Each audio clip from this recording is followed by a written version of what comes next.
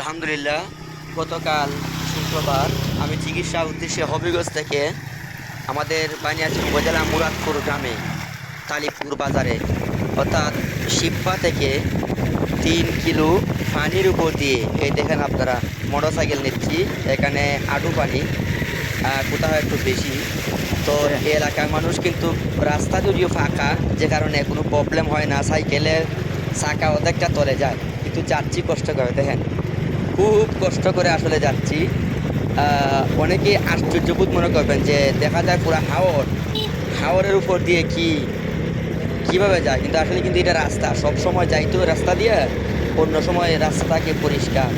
এখন বৃষ্টির কারণে এবং হাওরের পানি অ্যাডজাস্ট হওয়ার কারণে এখানে আইসা পানি ডুবে গেছে রাস্তাটা। তো কাদা নাই, শুধু রাস্তা এদিকে মুসো দিয়ে আঁকা বাঁকা আছে। তো আমি সবসময় যাওয়ার কারণে এদিকে ইনশাল্লাহ সুন্দর মতো যাচ্ছি।